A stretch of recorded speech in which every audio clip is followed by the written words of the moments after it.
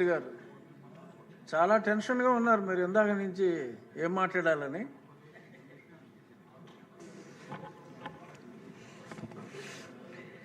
లేను అధ్యక్ష, ఏం టెన్షన్లో లేను.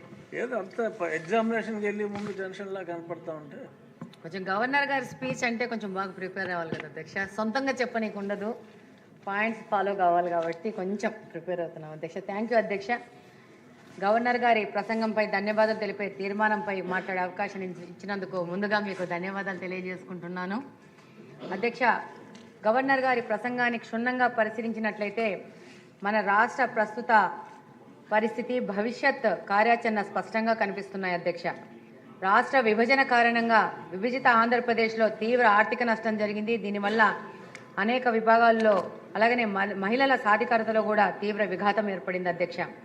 మన ముఖ్యమంత్రి మాన్యశ్రీ నారా చంద్రబాబు నాయుడు గారు మహిళల సాధికారతకు ప్రధాన ప్రాధాన్యం ఇస్తూ అలాగనే ఎక్కడ మహిళలు ఆర్థికంగా, సామాజికంగా, రాజకీయంగా ఉన్నత స్థానంలో ఉంటారో అక్కడ అభివృద్ధి సాధ్యమని సంపూర్ణంగా నమ్ముతూ రాష్ట్రంలో మహిళా పక్షపాతి ఎవరైనా ఉన్నారో అంటే అది ఒక్క చంద్రబాబు నాయుడు గారు అనే విధంగా మన రాష్ట్రం ముందుకెళ్తా ఉంది అధ్యక్ష.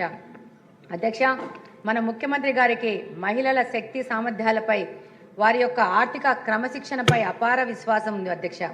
ఎటువంటి ప్రభుత్వ పథకాన్ని ప్రవేశపెట్టినా అది ఉమెన్ సెంట్రింగ్గా ఉంటేనే ఫలవంతం అవుతుందని మన ముఖ్యమంత్రి గారి ప్రధాన విశ్వాసం అధ్యక్ష.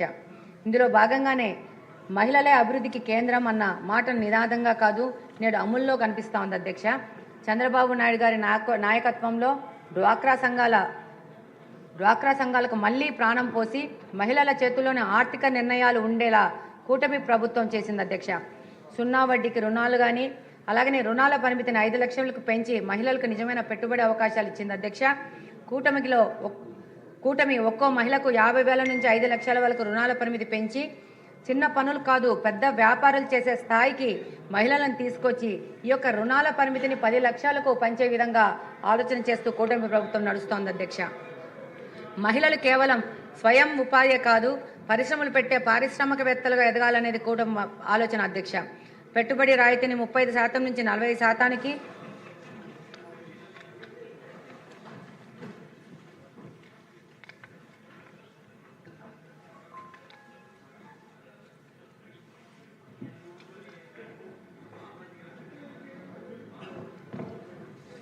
పెట్టుబడి రాయితీని 35% నుంచి 40%కి పెంచడం మహిళా వ్యాపారవేత్తల్లో చారిత్రాత్మక నిర్ణయం అధ్యక్ష.